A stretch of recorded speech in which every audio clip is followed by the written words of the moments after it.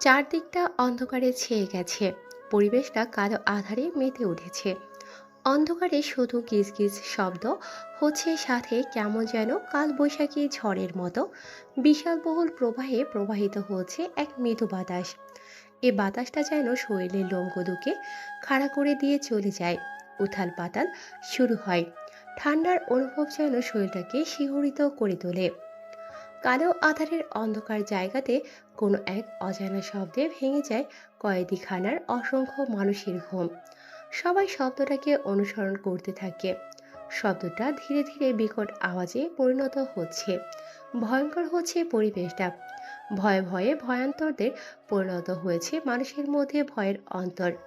বিকট আওয়াজে শব্দ দূষণ হচ্ছে চারদিকটা। শব্দের কারণে জেলখানার ভেতরে সব কয়েদি রাতের আধারে সারাদিনের ক্লান্ত মিটিয়ে বিশ্রামের আভাস নিয়ে বিছানায় গিয়েছে।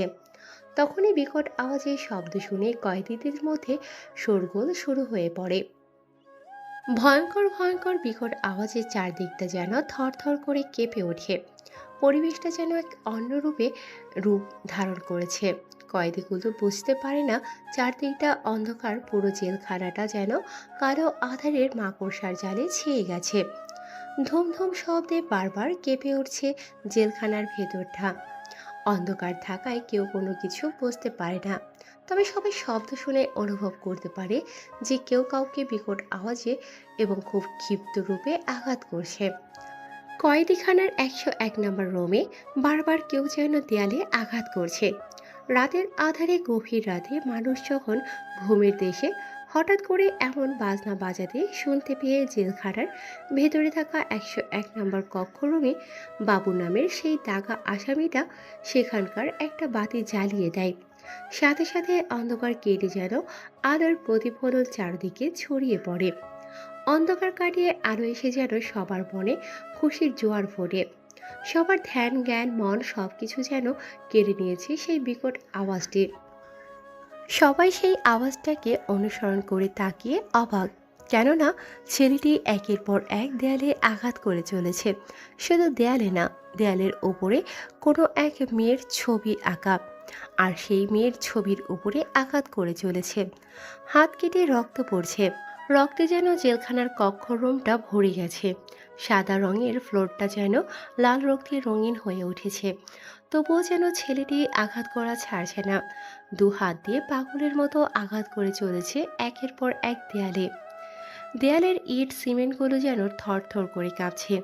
দেয়ালে জোড়া দেওয়া সিমেন্ট ও প্লাস্টারগুলো ঘুষি মারার আঘাতে খসে খসে পড়ছে। এটা দেখে জেলখানার ভেতরে থাকা কয়েদিগুলো খানিকটা ভয় পায়, কেননা তারা জানে ছেলেটি কী ধরনের জিনিস।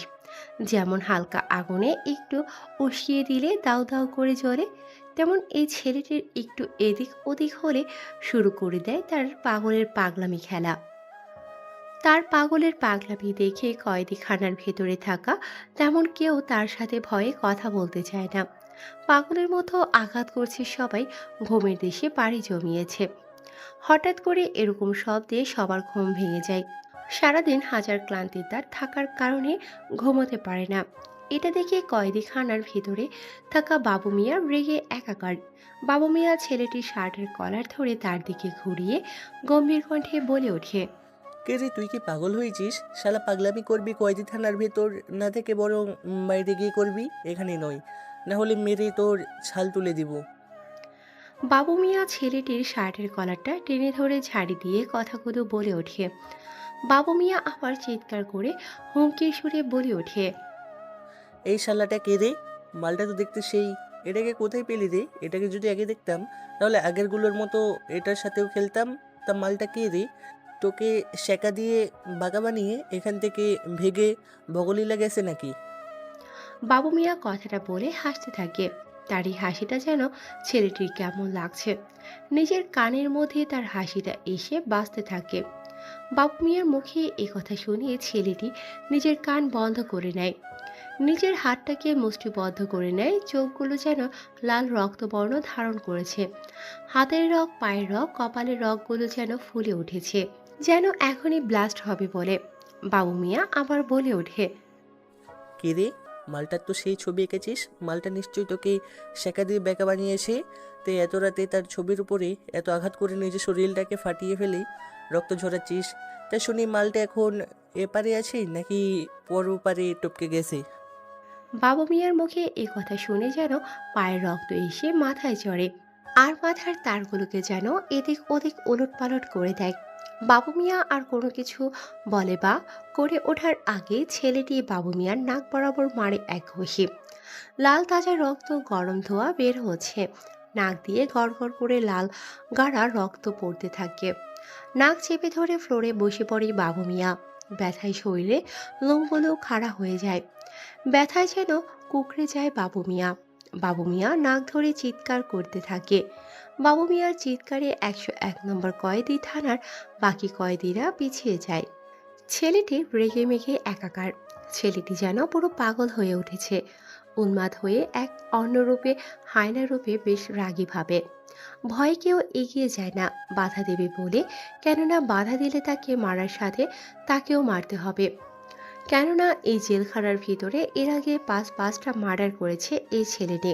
থানার ভেতরে, জেলখানার ভেতরে ওয়ার্ল্ড রেকর্ড করেছে। আর যে 5টা মার্ডার করে তাদের মধ্যে থেকে 2টি পুলিশ আর 3টি কয়েদি থানার আসামি। এবার ছেলেটি বাবু মিয়াকে একের পর এক ঘুষি মারতে থাকে।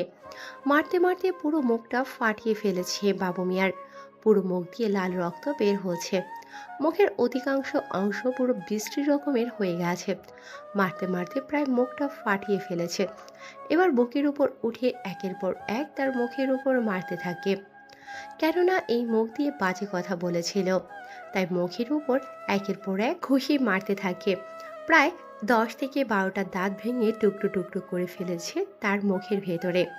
বাবু মিয়া ব্যথায় কোনো কিছু বলতে পারে না, মুখ ফুটে চিৎকার করতে পারে না। মার খেয়ে শুধু ব্যথাগুলোকে হজম করছে আর গুলাচ্ছে। ছেলেটি বাবু মিয়াকে মারতে মারতে প্রায় মেরে ফেলেছে।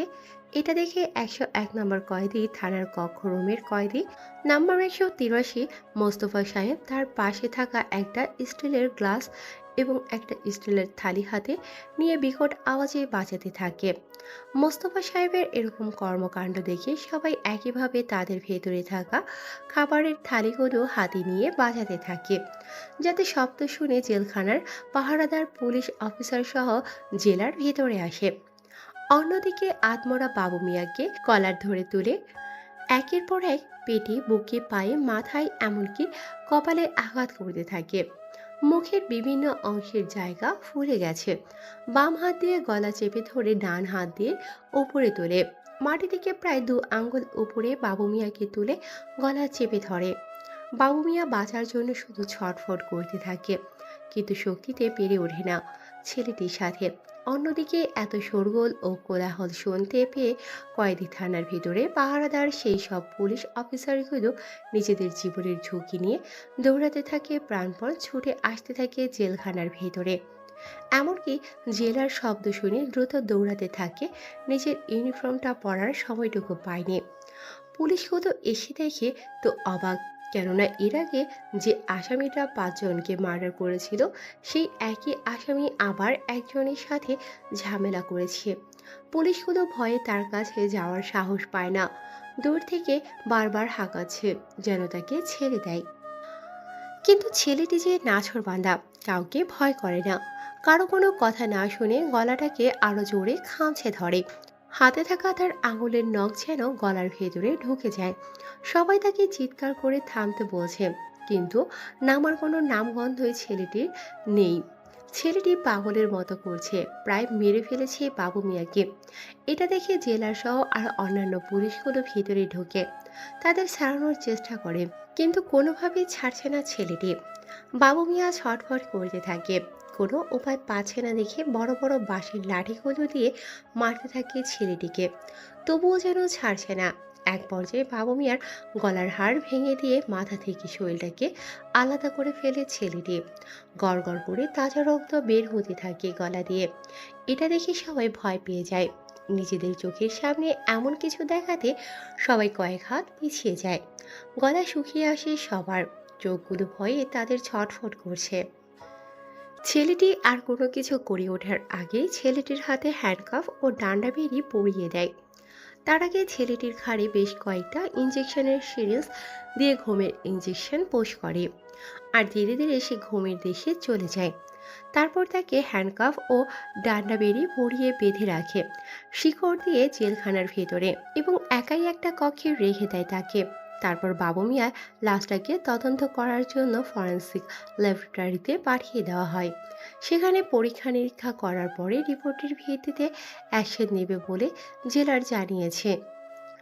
খবরটা ছড়িয়ে পড়ে সারা বিশ্বে, তোলপাড় শুরু করে দেয় অসংখ্য অ্যাপস, যেমন জনপ্রিয় ফেসবুক, ইউটিউব, হোয়াটসঅ্যাপ, মেসেঞ্জার, এমনকি Telegram, social media, TikTok media আর অন্যান্য যেসব নাম না জানা জনপ্রিয় অ্যাপসগুলোতে।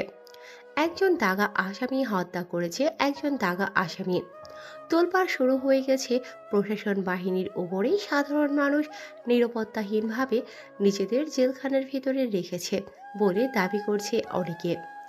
আপনাদের নিশ্চয়ই জানার আগ্রহ জাগছে যে এই ছেলে কে, কার এত বড় ক্ষমতা, কেনই বা সে হত্যা করলো তাকে, আর কি এমন ঘটেছিল সেখানে যার কারণে সে আজকে জেলখানার চার দেয়ালের অন্ধকারাচ্ছন্ন এই কালো দুনিয়ার বাদশা, কালো চাদরের মায়াভরা এক অন্ধকার জগতে বন্দিহীন জীবনযাত্রার একজন যাত্রী। জেলখানার মতো কষ্টদায়ক একটা জেলখানার ভেতরে কেনই বা সে আটকা আছে? কি এমন অপরাধ ছিল তার, কি এমন দোষ করেছিল সে, যার কারণে আজকে এই চার দেয়ালের ভিতরে আটকা পড়ে আছে? বিষয়টা ভাবাচ্ছে সবাইকে। তোলপাড় শুরু হয়ে গেছে অনেক জায়গাতে। জনপ্রিয় স্টার জলসা, জি বাংলা, এন্টারটেন বাংলা, ক্লাস বাংলা, এমনকি বাংলাদেশের বিভিন্ন বাংলা চ্যানেল, ভারতীয় অন্যান্য বাংলা চ্যানেলের সাথে আরও অন্যান্য বৈদেশিক যে চ্যানেলগুলো ছিল, সব চ্যানেলে এই খবরটি অনেক বিপুল মার্কায় জনপ্রিয়তা পেয়েছে। দুনিয়ার কাছে সেলিব্রিটি হয়ে আছে এই ছেলেটি। ছেলেটিকে দেখলে অনেকে স্যালুট করে, আর অনেকে নিজেদের কলিজায় হাত দিয়ে তার রাস্তা থেকে নিজেকে সরিয়ে ফেলে। কেননা বললে ভালো, না বললে মরো, ছেলেটির ডায়লগ এটা। ছেলেটি দেখতে অসম্ভব সুন্দর, অনেক স্মার্ট এবং অনেক হ্যান্ডসাম, লম্বা চওড়া, ফিটফাট দেখতে শুনতে শাকিব খান। কপালে লাল রঙের রোমাল বাঁধা, মুখটা গোলাকার, উজ্জ্বল ফর্সা গায়ের রং, কপালে রোমাল বাঁধা, চুলগুলো হালকা বড় সিল্কি টাইপের। চুলগুলো চুলগুলো অসম্ভব সুন্দর স্টাইলিশ করে কাটা, তে ব্যাস, গলায় স্বর্ণের চেন, পরনে একটি গেঞ্জি, পরনের প্যান্টটা BDW প্যান্ট, প্যান্টটাও বেস্ট স্টাইলিশ দেখাতে, পুরো হিরো।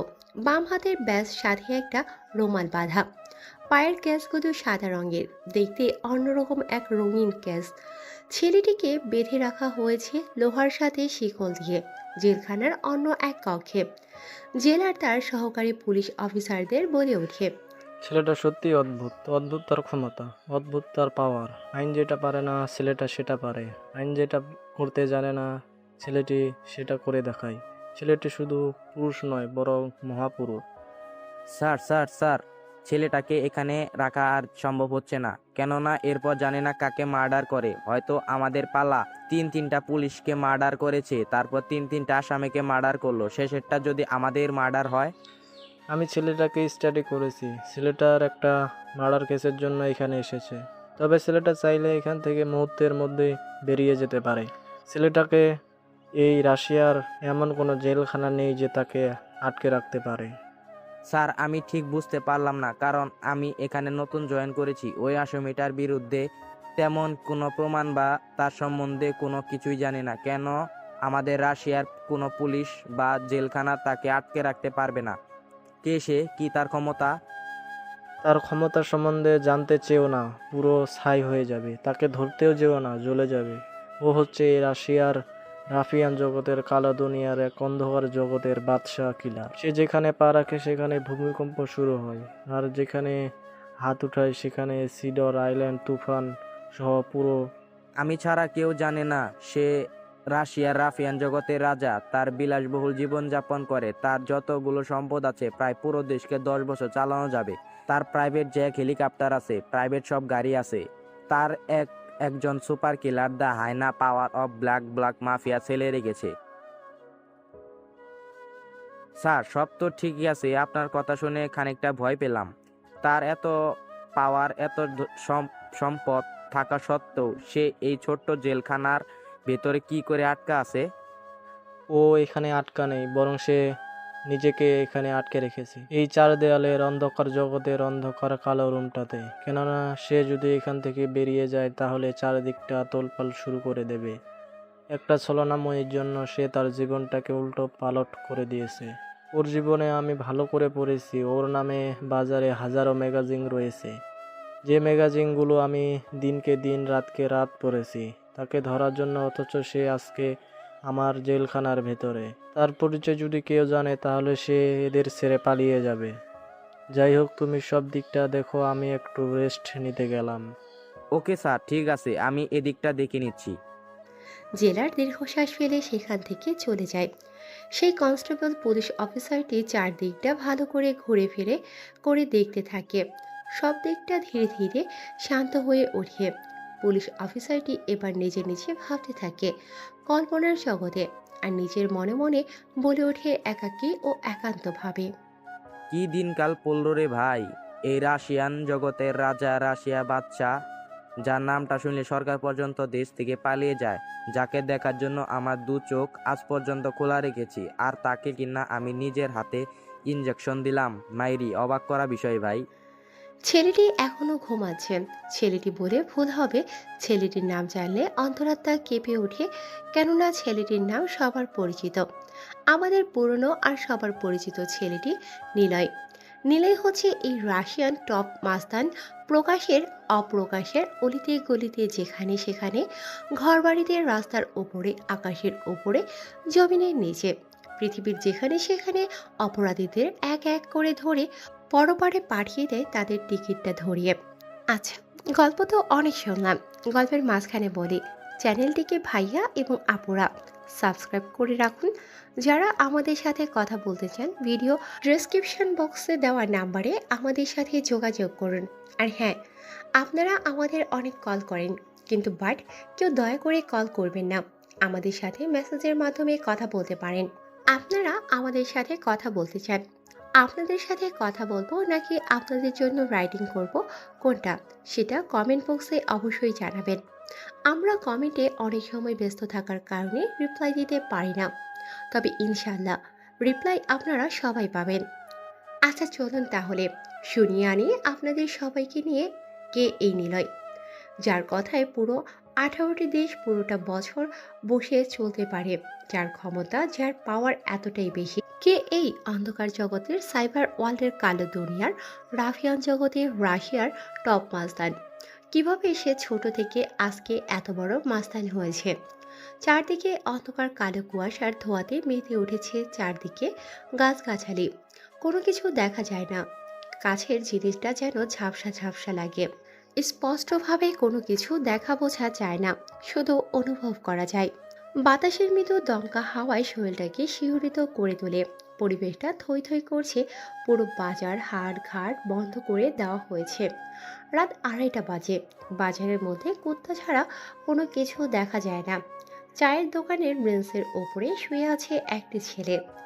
ছেলেটির পরনে তেমন কোনো কিছুই নেই, ছোট একটি সাদা রঙের গেঞ্জি আর ছোট্ট একটি প্যান্ট। ছেলেটার 10 কি 12 বছর হবে।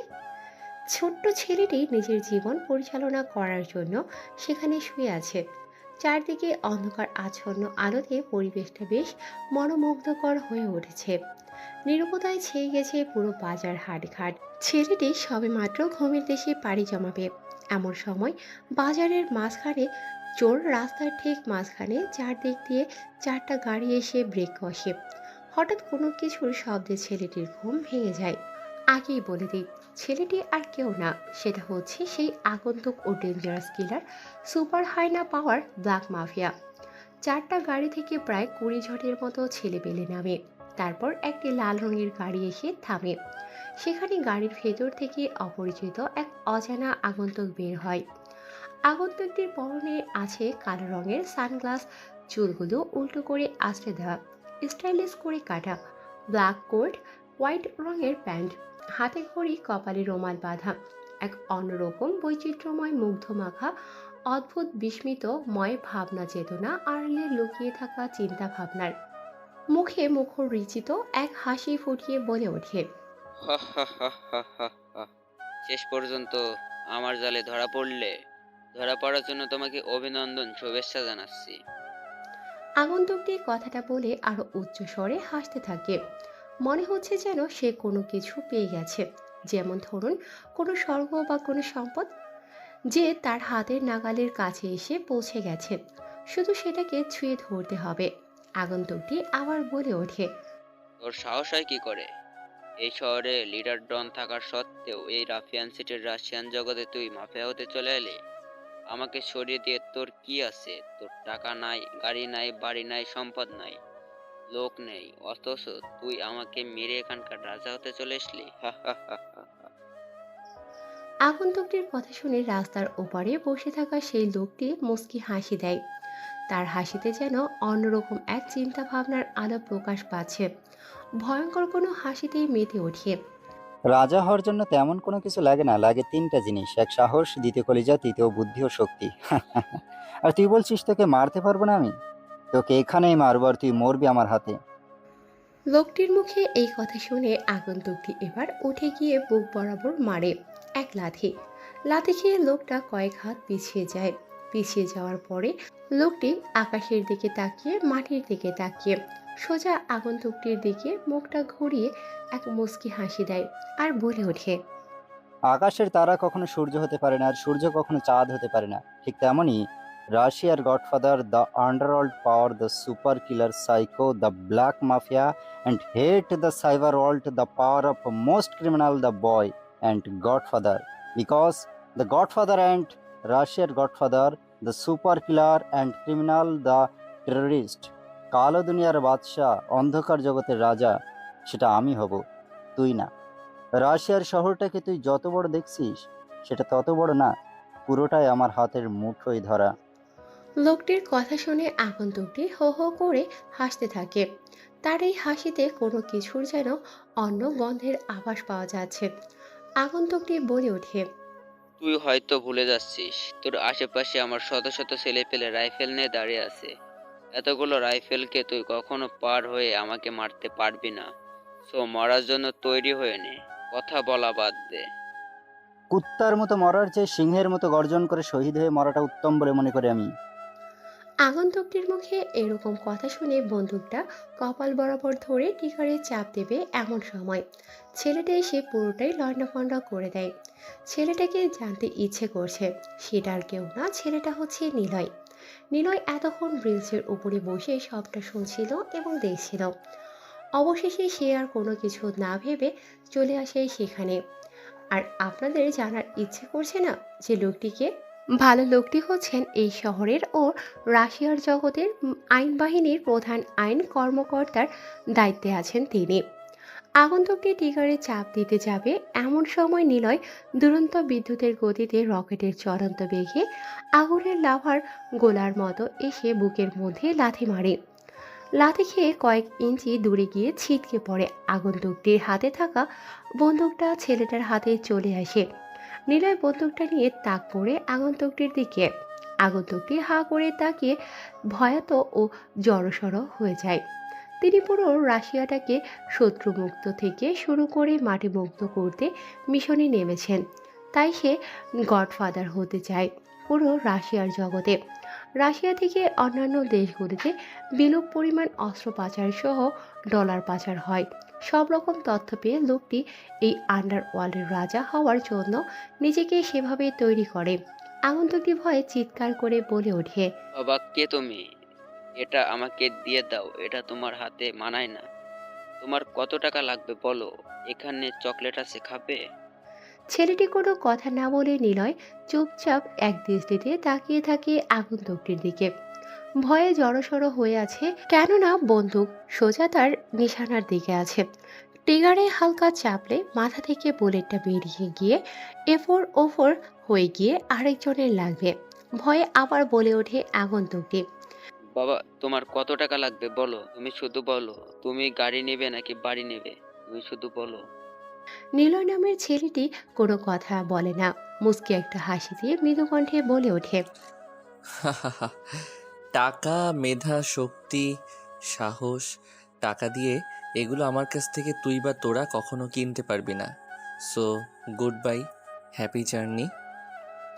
কথাটা বলে আগন্তুকটির পাশে দাঁড়িয়ে থাকা তার দলের ছেলেদের বুকের মাথার পায়ে কপালে পেটে যাকে যেখানে পেয়েছে দুহাত দিয়ে গুলি দিয়ে ঝাঁঝরা করে দিয়েছে তাদের শরীরের বিভিন্ন অংশের অংশ। মুহূর্তের মধ্যে রাস্তাটা পুরো রক্তাক্ত হয়ে যায়, হয়ে ওঠে লাশের কারখানা, হয়ে ওঠে লাশের বাজার। আগন্তুকটি ভয়ে কোনো কথা বলতে পারে না। আগন্তুকটি কোনো কিছু বলে ওঠার আগে বন্দুকের নল থেকে এসে কপালটাকে ঝাঁঝরা করে দেয়। আগন্তুকটি মুহূর্তের মধ্যে চেয়ারে হুমড়ি খেয়ে মাটিতে গিয়ে পড়ে। মুহূর্তের মধ্যে পুরো জায়গাটা থমকে যায়। লোকটি যেন আগন্তুকটি মেরে ফেলার পরে তার নিজের প্রাণ ফিরে পায়। মুখে বড় বড় ডায়লগ দিলেও যখন মৃত্যুর সামনে দাঁড়িয়ে থাকে ভয় তো করবে, তবুও যে মুখ দিয়ে বড় বড় ডায়লগ দিয়েছে এটাই লোকটির পক্ষে বিশাল ধরনের একটি ধামাকা বলে মনে করে সে নিজেকে। লোকটি এবার নীলয়ের দিকে তাকিয়ে অদ্ভুত চাহনিতে বলে ওঠে। আর কে তুমি? এত ছোট্ট একটা ছেলে, তোমার সাহস হয় কি করে এতজনকে মেরে ফেলার? একা হাতে তুমি অসম্ভবকে সম্ভব করে দেখাতে পারলে কি করে? একটা কথা মনে রাখবেন স্যার, আমি ছোট হতে পারি, রাস্তায় মানুষ হয়েছি, তাই রাস্তায় কি করে চলতে হয় সেটা আমি বেশ ভালো করেই জানি। আমি সবার সাথে সমান, যেখানে যেমন আমি তার সাথে সেখানে তেমন। আই অ্যাম ইমপ্রেস, তোমার কথা আমাকে খুব ভালো লেগেছে। তুমি অসম্ভবকে সম্ভব করে দেখিয়েছো। তোমাকে দিয়েই আমি আমার অসম্পূর্ণ কাজগুলোকে সম্পূর্ণ করতে চাই। পৃথিবীতে মানুষকে দুইটা জিনিস ঘুমাতে দেয় না, সেটা হলো এক টাকা, দ্বিতীয় চিন্তা। টাকা পকেটে না থাকলে কেউ আপনাকে সম্মান বা চিনবে না। চিন্তা না করলে আপনি কখনো নিচের লেভেল থেকে ওপরের লেভেলে যেতে পারবেন না। তুমি এ বাজারে একাই থাকো। আজকে তোমার জন্য আমি আমার প্রাণটাকে বাঁচাতে পেরেছি। আল্লাহর অশেষ কৃপায় বেঁচে গেছি। তুমি কি আমার সাথে কাজ করবে? আমার মনে হয় তোমাকে দিয়ে সব কিছু হবে। কারণ তোমার সাহস আছে, তোমার বুদ্ধি আছে, আছে মেধা, আছে শক্তি। স্যার, আমি ছোট থেকে এরকম, জন্মের পর থেকে নিজেকে দেখেছি কুত্তার পাশে। আমি যেখানে থাকি সেখানে কুত্তা, আর কুত্তা যেখানে আমি সেখানে। রাস্তার পশুদের সাথে আমার অন্যরকম সম্পর্ক হয়ে গেছে। জানেন কি, পৃথিবীতে মানুষ আপনার সাথে বিশ্বাসঘাতকতা করতে পারে, কিন্তু রাস্তার জানোয়ার কখনো করবে না।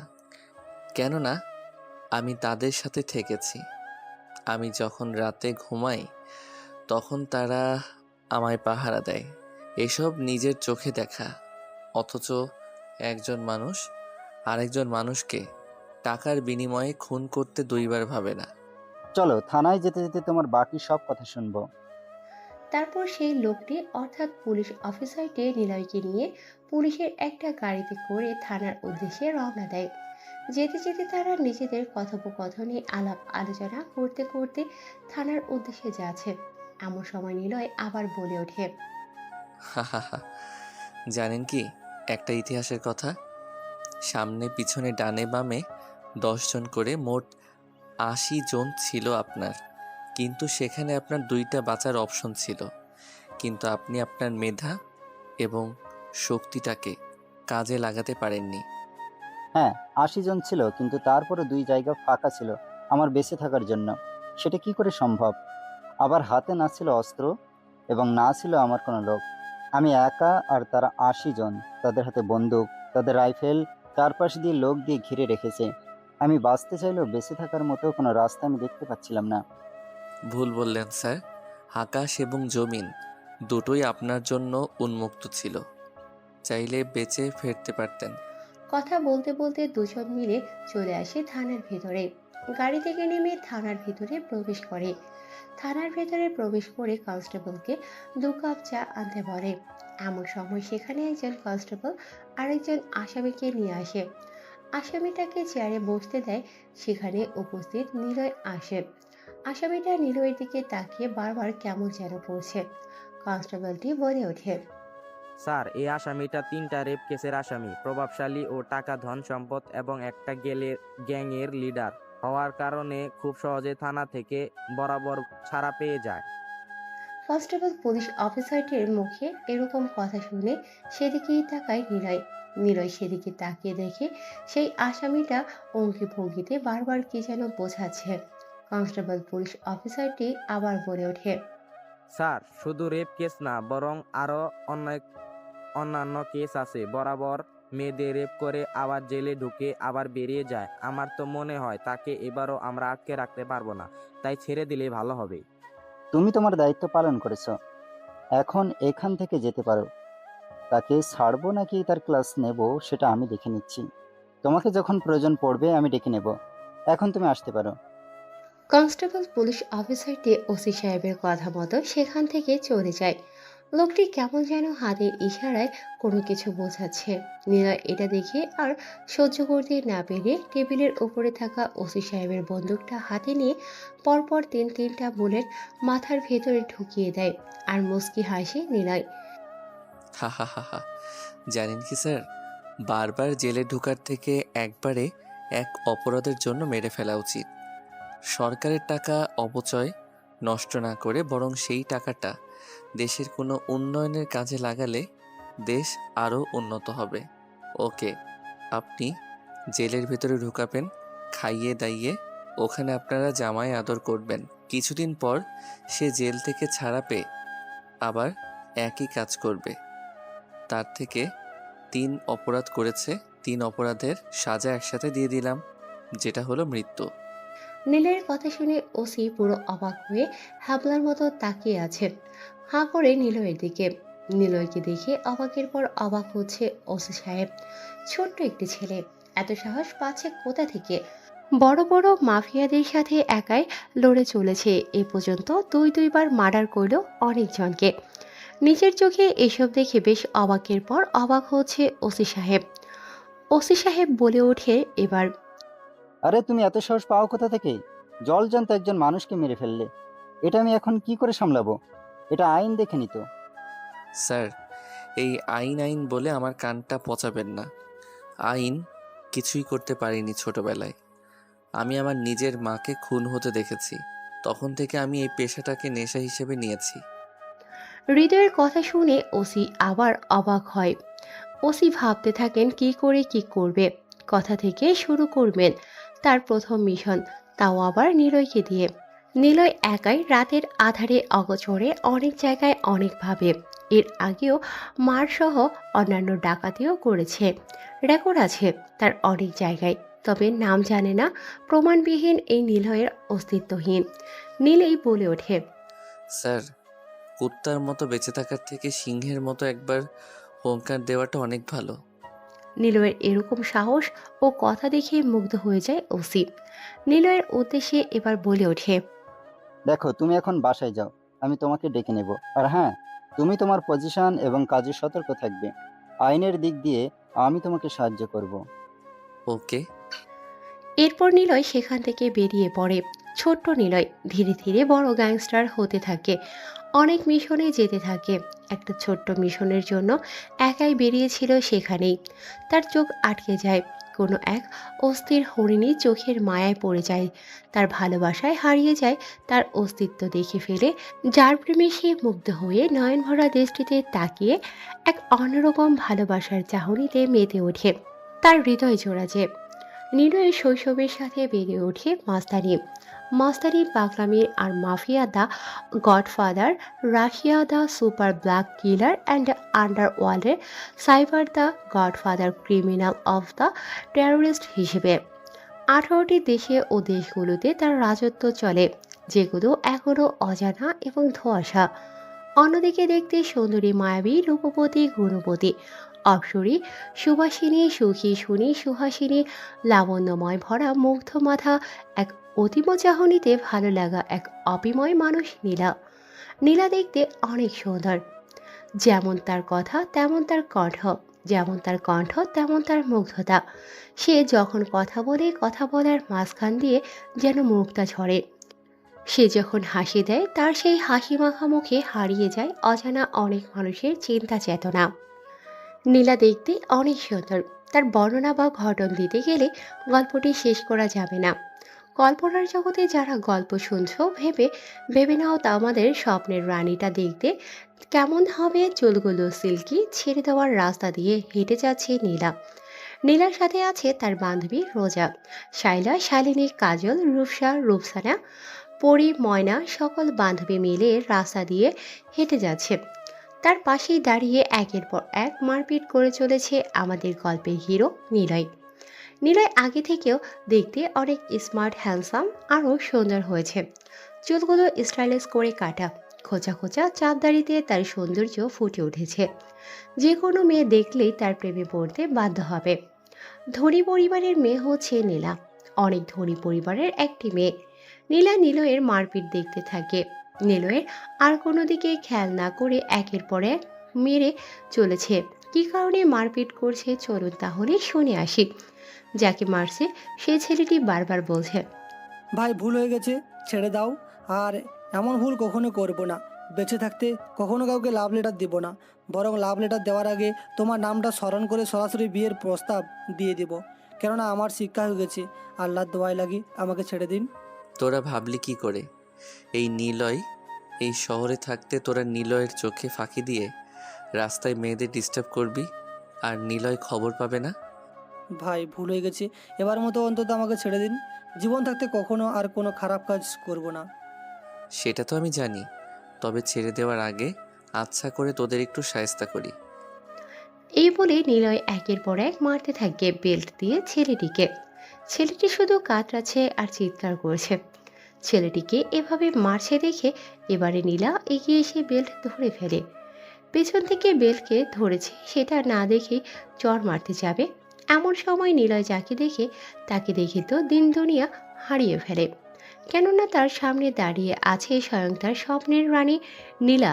নিলয় বলে ওঠে, নীলা, আমি তোমায় কতদিন ধরে দেখিনি, তোমায় দেখার জন্য ব্যাকুল হয়ে আছি। আমি তোমার পথ চেয়ে দু চোখ নিয়ে তাকিয়ে আছি তোমার ভার্সিটির দিকে।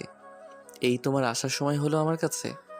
কথাগুলো বলে আশা নিয়ে নিলয় তাকিয়ে আছে নীলার দিকে।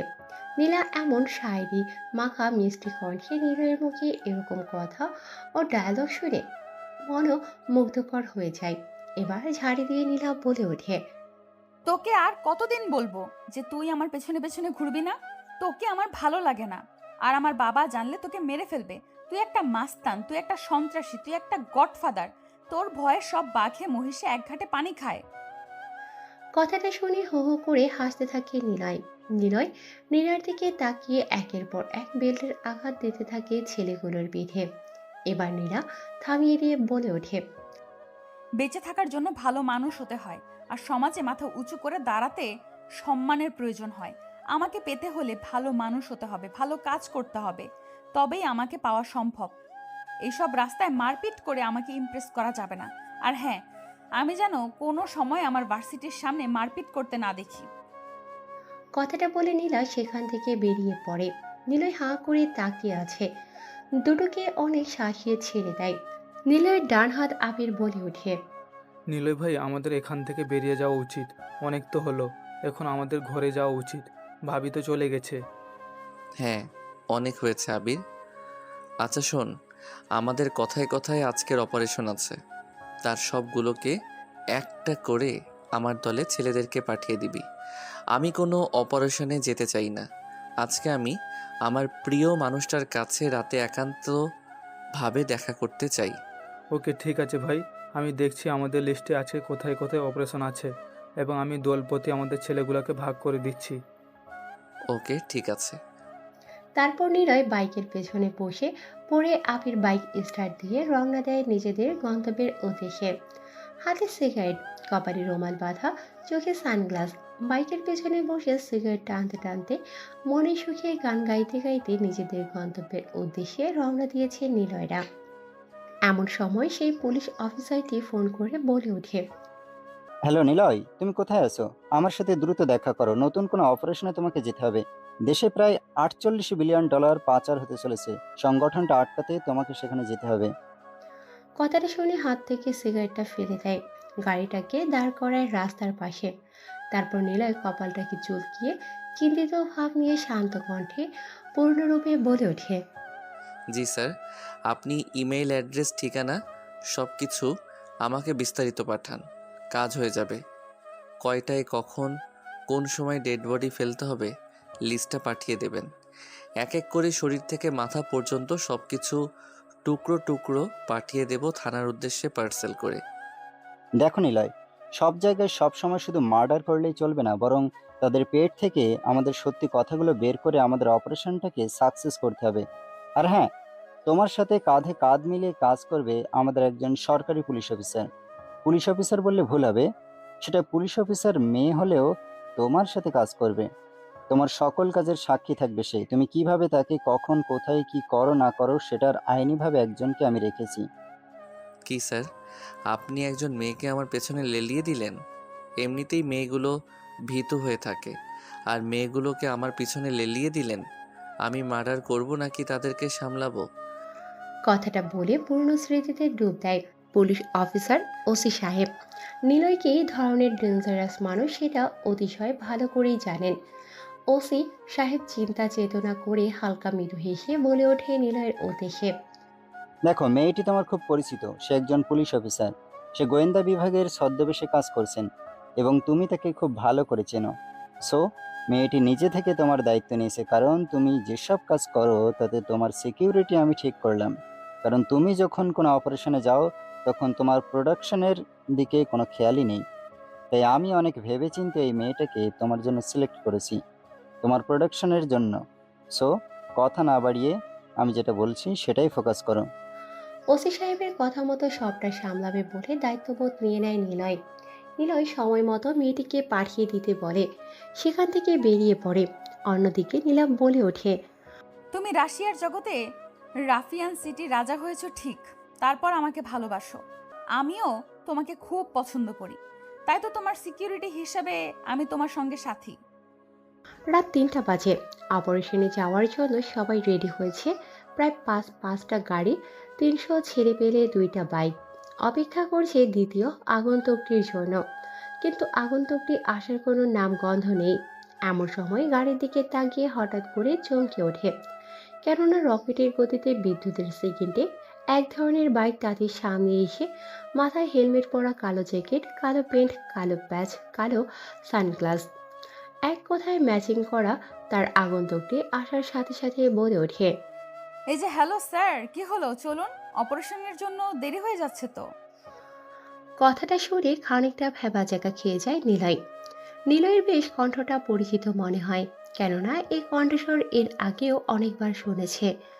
হাতে সময় না থাকায় কোনো কথা ছাড়াই আগন্তুকটির বাইকের পেছনে বসে পড়ে এবং রওনা দেয় তাদের নিজেদের গন্তব্যের উদ্দেশ্যে। নিলয় বলে ওঠে। কি দিনকাল পড়লো, নিজেই ভাবতে পারছি না অপারেশনে যাচ্ছে কিনা একটা মেয়ে। মেয়ে হয়েছে তো কি হয়েছে, মার্ডার আমিও করতে পারি, সাথে মারামারি। তাই নো চাপ, নো টেনশন, আর ফোকাস। কথাটা বলছে আর ফুল স্পিডে বাইক চালাচ্ছে। কিছুক্ষণের মধ্যে নিজেদের গন্তব্যের উদ্দেশ্যে পৌঁছে যায় তারা। গাড়ির ভেতর থেকে তাদের ছেলে পেলে গুলো বের হয়ে নিজেদের পজিশন মতো জায়গা দখল করে নেয়।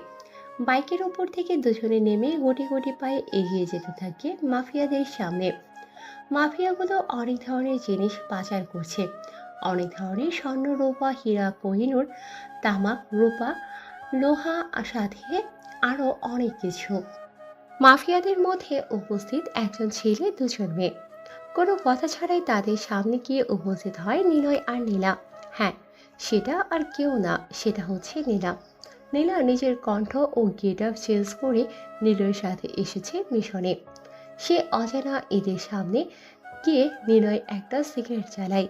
এটা দেখে সেখানে উপস্থিত থাকা অজানা মাফিয়া বলে ওঠে। কে তুই? আর এখানে কি করছিস? এখন রাত বাজে 3টা। মরার পাকনা গজিয়েছে নাকি তোর? নিলয় কোনো কিছু করার আগে মুচকি একটা হাসি দেয়, আর নিলয় কোনো কিছু বুঝে ওঠার আগেই পরপর বেশ কয়েকটা থাপ্পড় লাগিয়ে দেয় সেই অজানা মাফিয়াটার গালে। মাফিয়াটা চড় খেয়ে এবার গালি দিয়ে বলে ওঠে। তোর সাহস হয় কি করে আমাকে থাপ্পড় দেওয়ার? তুই জানিস তোর সাথে এখন এখানে কি হতে পারে? তোকে রেপ করে এখানে ফেলে রেখে যেতে পারি। তোর সাহস হয় কি করে আমার গায়ে হাত দেওয়ার? চুপ শালা, যত বড় মুখ নয় তত বড় কথা। আমাকে ধরবি তুই?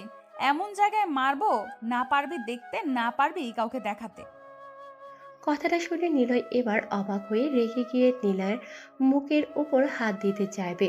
এমন সময় নিলয় তার হাতটা ধরে ফেলে, উল্টো করে পেঁচিয়ে ধরে। পেছন থেকে ছোট্ট চাইনিজ রূপার তৈরির চাকুটা বের করে কেস করে শরীর থেকে হাতটা আলাদা করে ফেলে। মুহূর্তের মধ্যেই হাতটা রাস্তার উপরে পড়ে এদিক ওদিক লাফাতে থাকে। এটা দেখে খানিকটা ভয় পেয়ে যায় নীলা। নিলয় কোনো কথা বলে না, কাউকে কোনো কিছু বলার সুযোগ না দিয়ে একের পর এক কলা গাছের মতো কেটে ফেলতে শুরু করে মাফিয়াদের শত্রুদের। এক এক করে সবাইকে মেরে ফেলে মাফিয়াটা, আর মেয়েটা এখনো সেখানে বেঁচে থাকে। কোনো কথা ছাড়াই তাদেরকে নিয়ে গাড়িতে বসে আর রওনা দেয় নিজের গন্তব্যের উদ্দেশ্যে। কিছুক্ষণের মধ্যে সেখানে এসে পৌঁছে যায় তারা। চারদিকে অন্ধকার আচ্ছন্ন একটি রুম, বেঁধে রাখা হয়েছে চেয়ারের সাথে দুজনকে। মাথার উপরে হলদে রঙের জিরো পাওয়ারের একটি বাতি জ্বলছে। মিটমিট করে চোখ খুলছে সে দুজন ব্যক্তি। তাদের সামনে বসে আছে নিলয়, সাথে সেই আগন্তুকটির পরে আছে মুখে মাস্ক লাগানো, চুলগুলো পেছন দিয়ে স্টাইলিশ করে আটকে রাখা। নিলয় সেদিকে কোনো খেয়াল নেই। লোক দুটি কোনো কথা ছাড়াই সিগারেটের আগুন দিয়ে তাদের হাতের উপর চেপে ধরে চিৎকার করতে থাকে ছেলে ও মেয়েটি। নিলয় বলে ওঠে, নিলয়, এই শহরে থাকা সত্ত্বেও তোরা এই শহরে এসেছিস রাজত্ব করতে।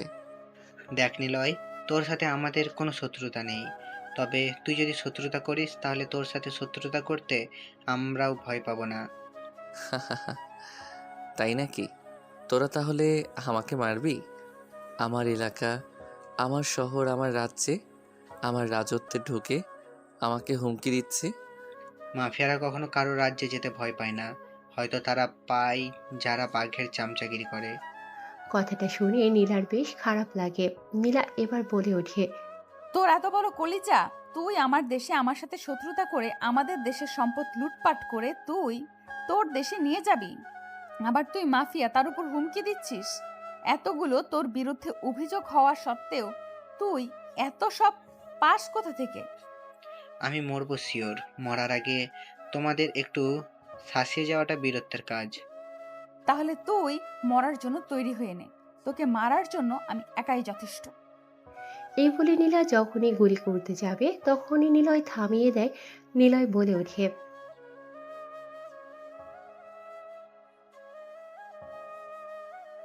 এই বলে নীলা মেয়েটাকে নিয়ে অন্য রুমে চলে যায়। আর নিলয় সেখানে তার বক্স থেকে অনেক রকম জিনিসপত্র বের করে, প্লাস বের করে তারপর কারেন্টের ভেতর ইলেকট্রিক তার ঢুকিয়ে দিয়ে ইলেকট্রিক্যাল সুইচ দেওয়ার সাথে সাথে ব্রেডে এক অন্যরকম ইলেকট্রিক শক খায় লোকটি। সাথে সাথে যেন রক্ত চলাচল আরো দ্রুত বেড়ে যায়। প্রচুর পরিমাণে শরীরে কাঁপুনি শুরু হয়। চিৎকার করতে গিয়েও চিৎকার করতে পারে না সেই মাফিয়াটি, কান্না করে ফেলেছে। চোখ দিয়ে অঝোর ধারায় পানি পড়ছে। এরপর একটা ব্লেড দিয়ে চোখের ওপর পাতাগুলো কেটে ফেলে। তারপর কেটে ফেলে হাত দুই নখ চোখগুলোকে উপরে ফেলে চোখের জায়গায় লোহার হাতুড়ি দিয়ে আঘাত করতে থাকে। ছেলেটি শুধু চিৎকার করছে, চিৎকার করছে আর চিৎকার করছে।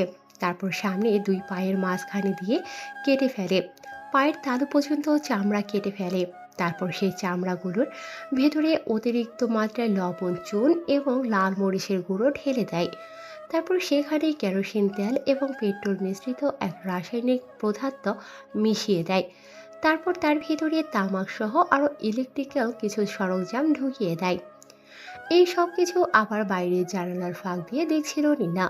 নীলা ভয়ে চুপে যায়। এতটাই ভয়ঙ্কর এই নীলা ভাবতে পারেনি। নিলয়ের আজকে মাস্তানিটা দেখছে নিজের চোখের সামনে নীলা। এরপর নীলার বুকের বাঁ পাশে সেই ধারালো ছুরিটা দিয়ে কেটে গর্ত তৈরি করে। তার ভেতরে হাত ঢুকিয়ে কলিজাটাকে বের করে কলিজার ভেতর বেশ কয়েকটা লিলিপুটিয়ে সাইজের ছোট্ট মাইক্রোবোম ফিট করে দেয়। ওপর থেকে আবার সেট করে দিয়ে সেলাই করে দেয় তার বুকটাকে। মাফিয়া বলে ওঠে, দেখ নিলয়, তুই কাজটা ভালো করলি না। তোর জন্য সামনে অনেক বড় বিপদ অপেক্ষা করছে। আন্ডারওয়ার্ল্ডের টপ মাফিয়া হয়েছিস তুই, কিন্তু বাঁচতে পারবি না। তোরও এমন কোনো দুর্বলতা আছে যেটা তুই আজও খুঁজে পাসনি। তোর দুর্বলতায় আঘাত করবে আমার আন্ডারওয়ার্ল্ডের ছেলেপেলে। কথাটা যেন ভালো লাগেনি নিলয়ের।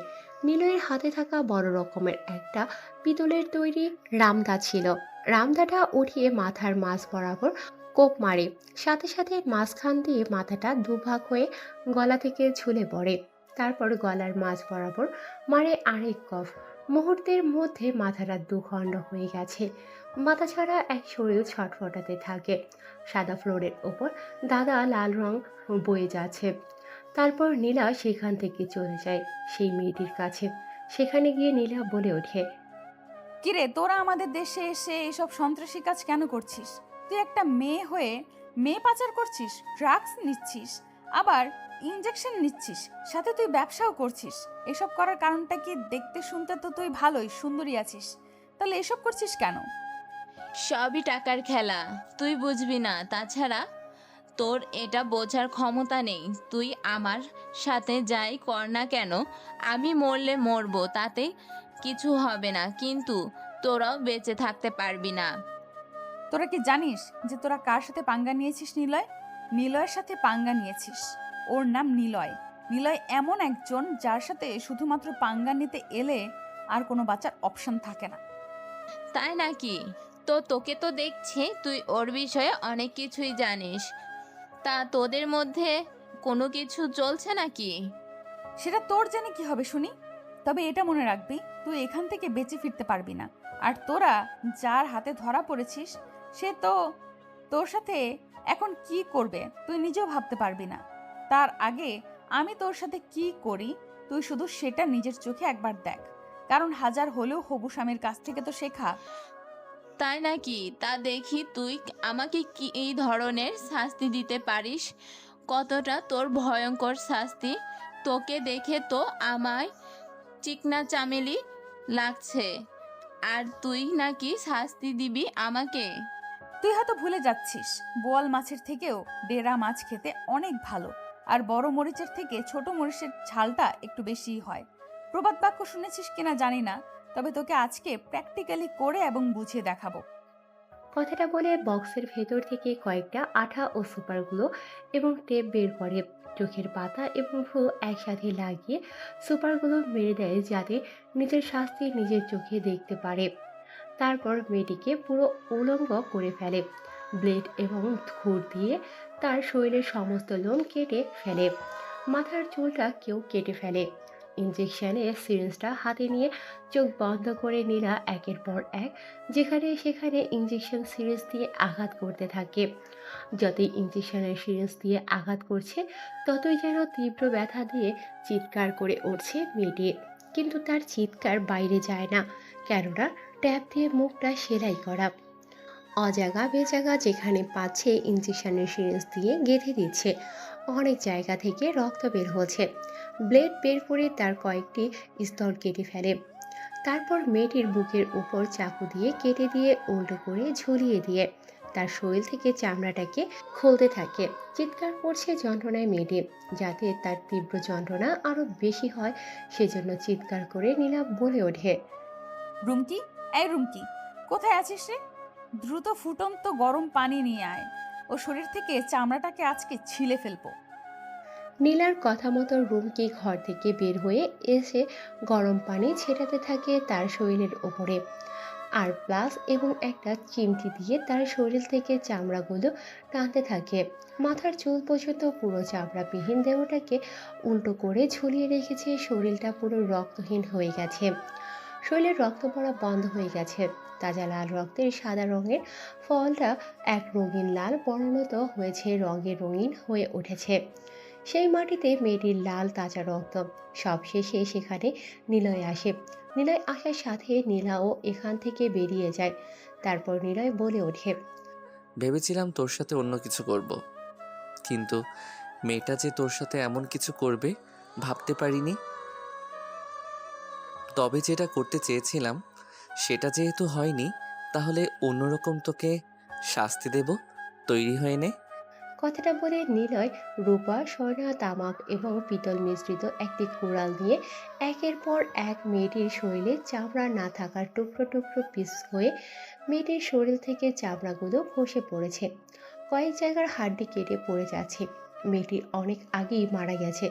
সমস্ত শরীরটাকে পিস পিস করে তার ভেতরে থাকা সেই সব অঙ্গপ্রত্যঙ্গকে কেটে টুকরো টুকরো করে দেয়। তারপর তার পোষা মাছের কারখানায় প্যাকিং করে পাঠিয়ে দেয় তাদের দেহগুলো। তারপর সেখানে ফ্রেশ হয়ে বেরিয়ে পড়ে সব কিছু ফোন করে বুঝিয়ে বলে ওসি সাহেবকে এবং প্রমাণ তুলে দেয় তার হাতে। পরের দিন সকালে ভার্সিটিতে বসে আছে নিলয়। নীলা সবেমাত্র ক্লাস করে বের হচ্ছে, এমন সময় নিলয় ডাক দিয়ে বলে ওঠে, এই নীলা, আই লাভ ইউ। আমি তোমায় ভালোবাসি, বিয়ে করতে চাই তোমাকে। তোমার জন্য সব কিছু করতে আমি রাজি। তোমাকে পেতে হলে আমি সব কিছু ছাড়তে রাজি, কিন্তু তোমায় আমার লাগবেই। দেখ, তুই দেখতে শুনতে ভালো বলে বারবার তুই আমাকে ডিস্টার্ব করতে পারবি না। আর হ্যাঁ, আমি তোকে আগেই বলেছি, আমাকে পেতে হলে তোর মাস্তানি ছাড়তে হবে।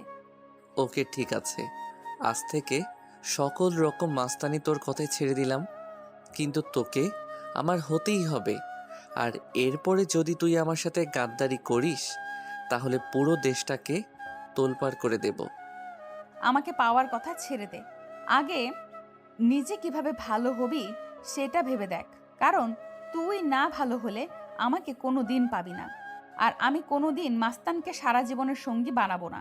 তাই সময় থাকতে নিজেকে গুছিয়ে নে, যদি আমাকে পেতে চাস তবে।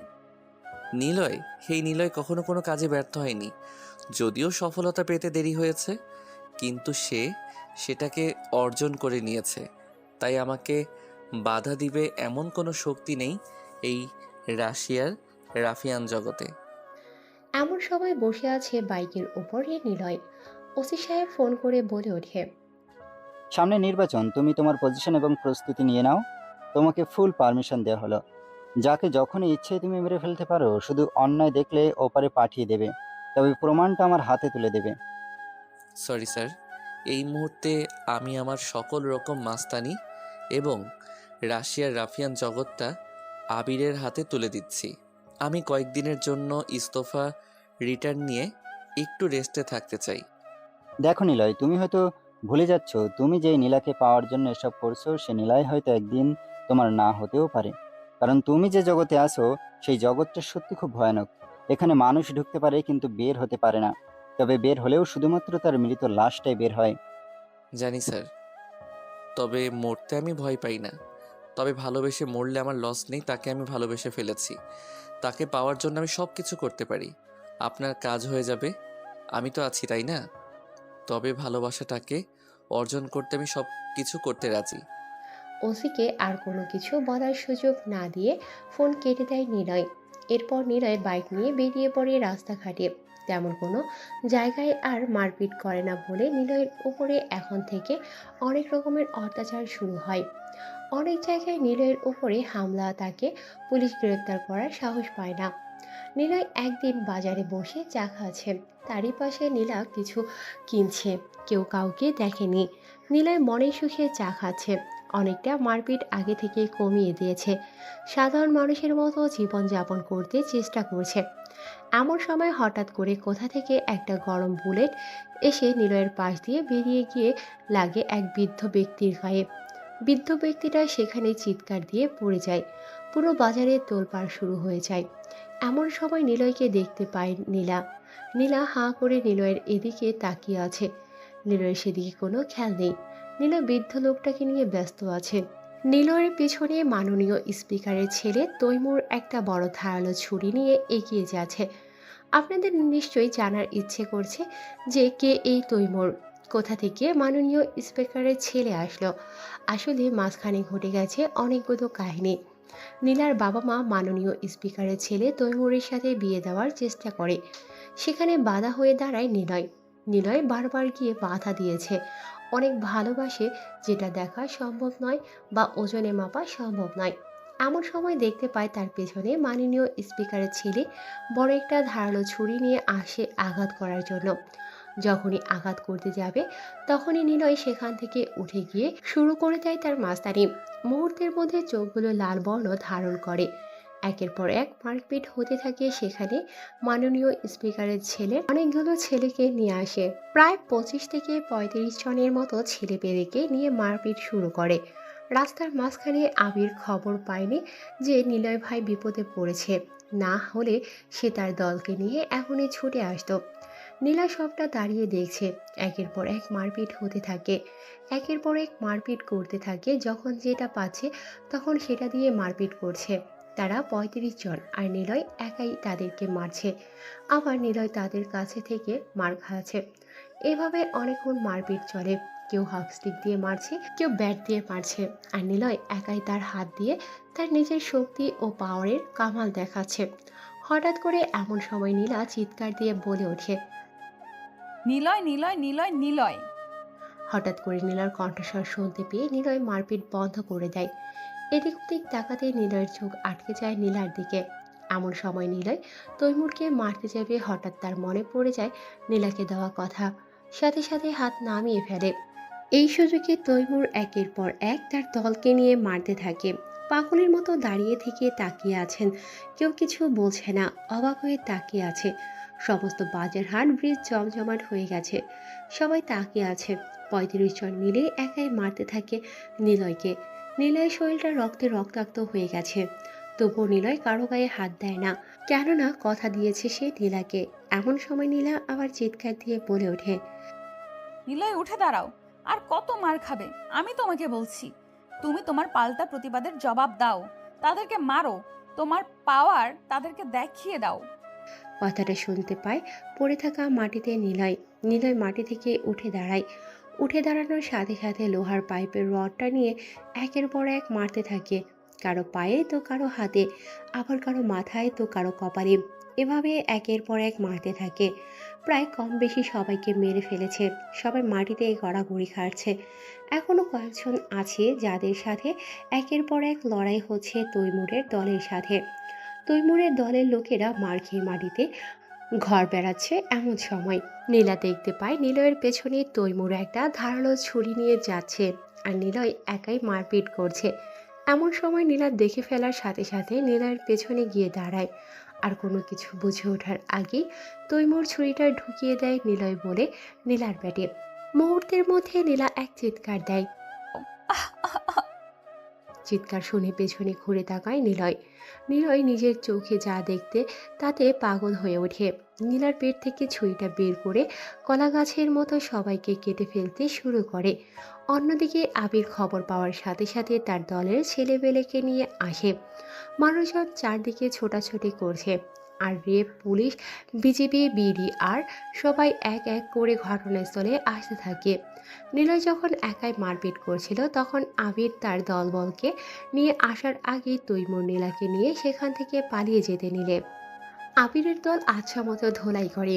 এক পর্যায়ে তৈমুর সেখান থেকে নিজের জান নিয়ে পালিয়ে যায়। মারামারির মধ্যে নিলয়ের কোনো দিকে তেমন কোনো খেয়াল ছিল না, এখনো মারপিট করে চলেছে পাগলের মতো। কখন বা কিভাবে নীলাকে কারা নিয়ে গেছে সেটা বলতে পারে না নিলয় বা আবির ও তার দলবল।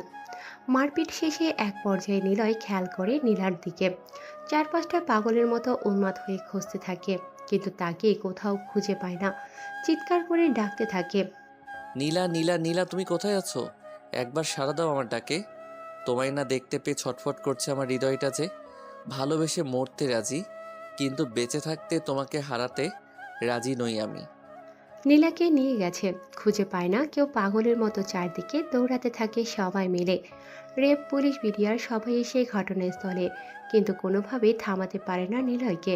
এবার পাগলের মতো চিৎকার দিয়ে গালি দিয়ে বলে ওঠে। আরে ওই শালা নেমো খারামের বাচ্চা গুলো, তোরা সরকারের পোষা কুত্তা।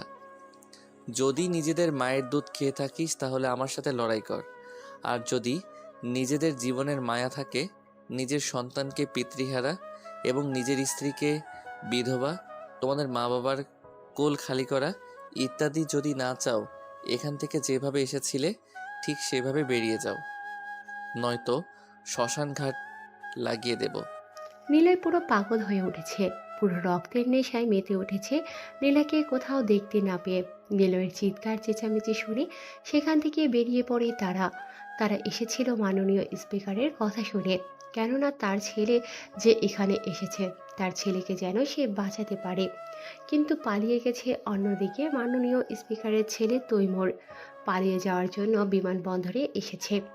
মুহূর্তের মধ্যেই সেখান থেকে সরকারের সব আইন কর্মকর্তারা জায়গা খালি করে দেয়। নিলয় পকেট থেকে ফোনটা বের করে কল করে সেই ওসির নাম্বারে আর বলে ওঠে, স্যার আপনি কোথায় আছেন? আমি আমার জান পাখিটাকে খুঁজে পাচ্ছি না। আইনিভাবে আপনি আমাকে সাহায্য করুন, নয়তো তোলপাল লাগিয়ে দেব। আমি এয়ারপোর্টে গেলাম কারণ আমি খবর পেয়েছি তৈমুর দেশ ছেড়ে পালিয়ে যাচ্ছে। সেখানেই তার লাশটাকে ফেলে দেব আমি। ওই স্কিপারের ছেলে হোক বা সরকারের, সেটা দেখার প্রয়োজন নেই। সে কার গায়ে হাত দিয়েছে এটাই বড় কথা। নিলয়, পাগলামি করো না। দেখো, আমি কোনো কিছু করছি, আইন নিজের হাতে তুলে নিও না। সে একটা মাননীয় স্পিকারের ছেলে, তুমি তাকে হত্যা করতে পারো না। তার শাস্তি আইন দেবে। তুমি যেখানে আসো সেখানেই থাকো। স্যার দেশ ও দেশের বাইরে শুধু একটাই নাম আছে, সেটা হলো নিলয়। আর এই নিলয় যেটা করতে চাই সেই কাজে কেউ বাধা দিলে তার প্রাণ পাখিটা উড়ে যায়। ওসিকে আর কোনো রকম কথা বলার সুযোগ না দিয়ে মুহূর্তের মধ্যেই রওনা দেয় রাশিয়ার বিমানবন্দর সিকিউরিটি হাইজেক কনফারেন্স রুমের উদ্দেশ্যে। প্রায় ৩৫টিরও বেশি হেলিকপ্টার আকাশে উড়াল দেয়। ৩০০-র বেশি রেড রোজ কার রওনা দেওয়া হয় সেই জায়গার উদ্দেশ্যে। সেই ৩০০টি গাড়ির মধ্যে প্রায় ২৫০ কেজি গাড়ি গোল্ড দিয়ে তৈরি। রাশিয়ার হাজার হাজার মানুষ তাকিয়ে আকাশের দিকে। আকাশে উড়াল দিয়েছে অসংখ্য পাখির মতো হেলিকপ্টার, শুধু চারদিকে শুধু মৌমাছির মতো আওয়াজ করেই চলেছে এবং চারদিকে আওয়াজ শোনা যায়। পুরো বিমানবন্দর ঘিরে ফেলা হয়। কয়েক ঘন্টা অতিক্রম করে ঘিরে ফেলা হয় সেই দেশের সরকার সহ আইনবাহিনী থামাতে পারেন নিলয়কে। হেলিকপ্টারগুলো ল্যান্ড করে বিমানবন্দরে। অসংখ্য মানুষ তাকিয়ে আছে। বিমানবন্দরের ভেতর থেকে শার্টের গলা ধরে বের করে নিয়ে আসা হয় তৈমুরকে। চেয়ারের সাথে বেঁধে রাখা হয়েছে রাস্তার ওপরে তৈমুরকে। কিছুক্ষণের মধ্যে সেখানে রেড গোল্ড দিয়ে তৈরি করা একটি হেলিকপ্টার ল্যান্ড করে। কয়েকজন বডিগার্ড গিয়ে জানালা খুলে দেয়। হেলিকপ্টারের ভেতর থেকে এক আগন্তুক বের হয়। সেটা আর কেউ না, সেটা হচ্ছে নিলয়। নিলয় গুটি গুটি পায়ে এগিয়ে আসতে থাকে তৈমুরের সামনে।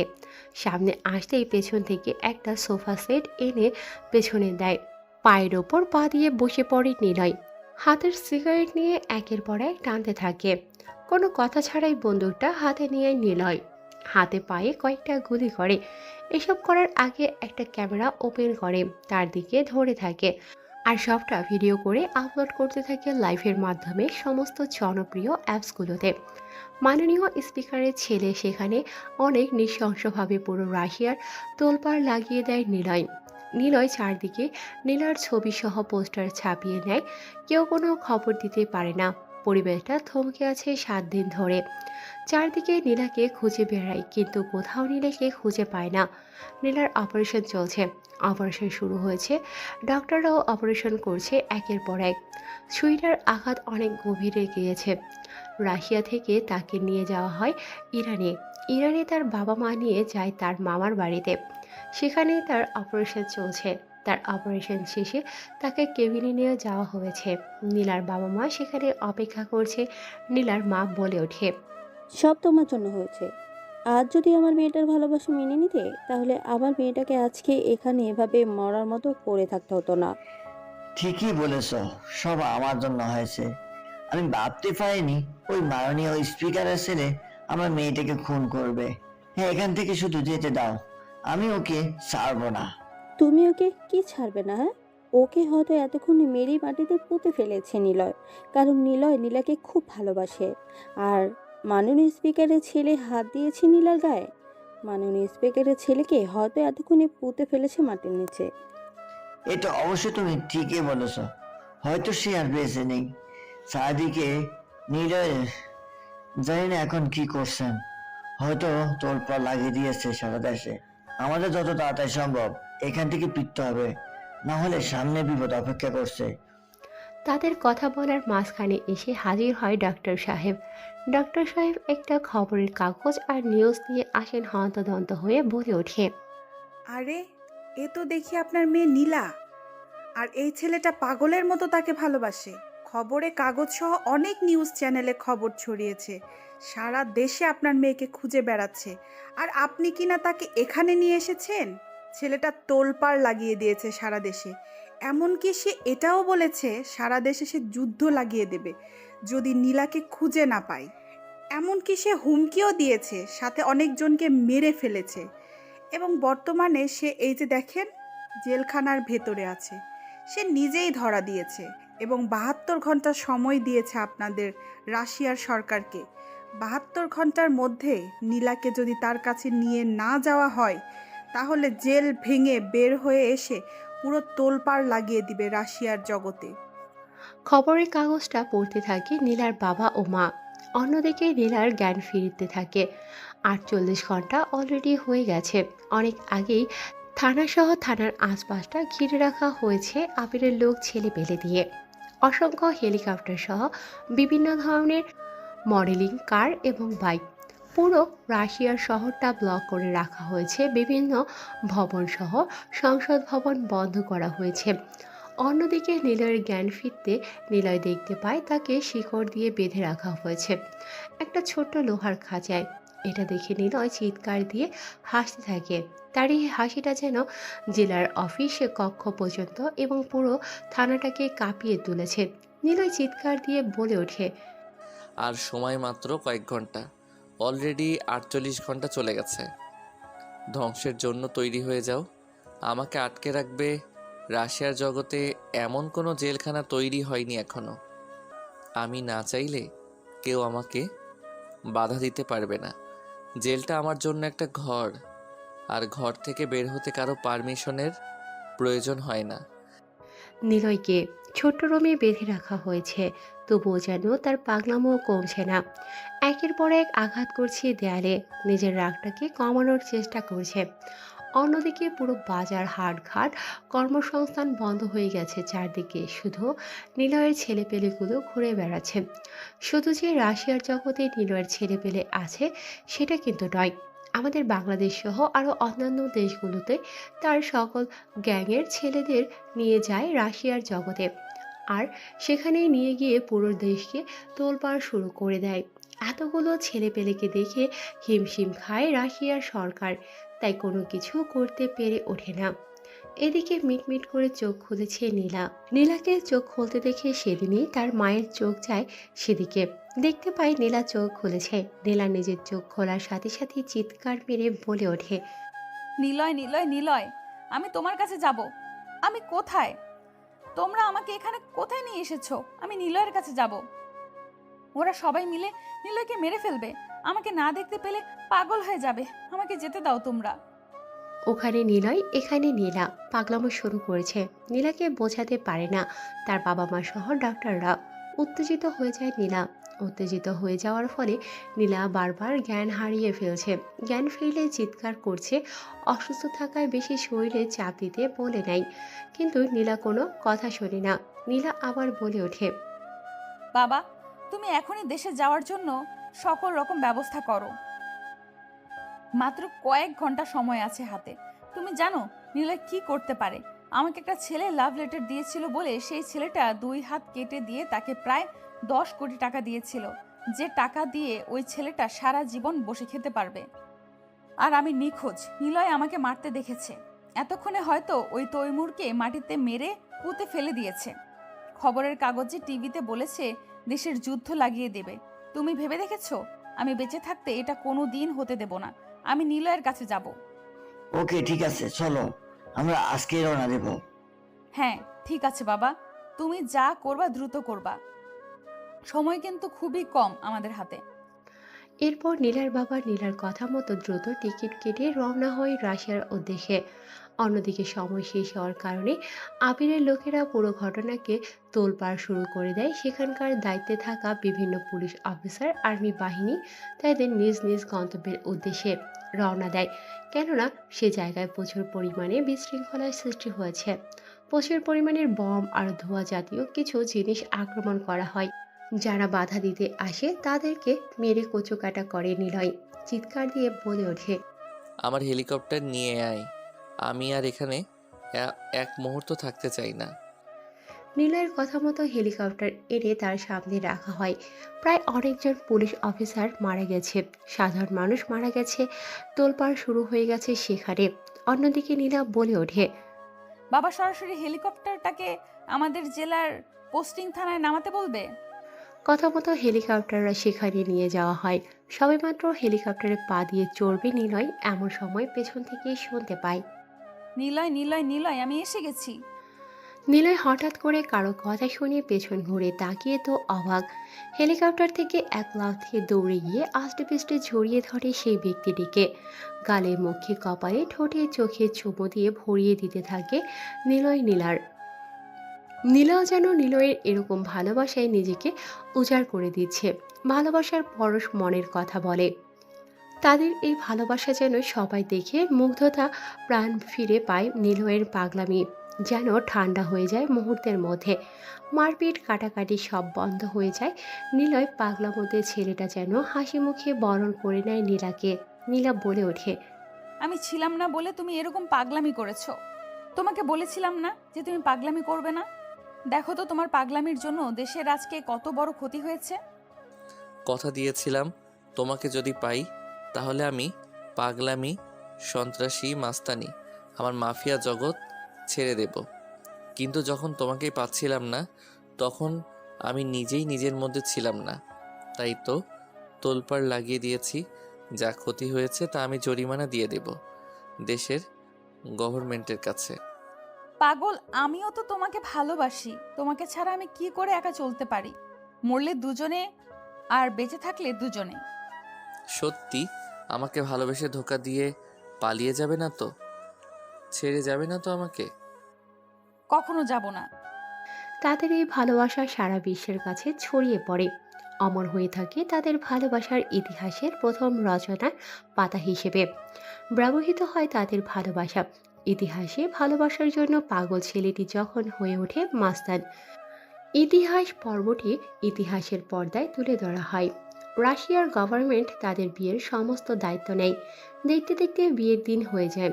সারা বিশ্বে তাদের বিয়ের তোলপাড় লাগিয়ে দিয়েছে। দেখতে দেখতে বিয়ের পর্ব শেষ করে তারা অপেক্ষা করছে নিজেদের নতুন পথ চলা শুরু করার পর্বে। ভালো থাকুক ভালোবাসা, বেঁচে থাকুক আমাদের অডিয়েন্সের আশা আকাঙ্ক্ষা এবং তাদের স্বপ্নের সব গল্প কথা। ধন্যবাদ সবাইকে।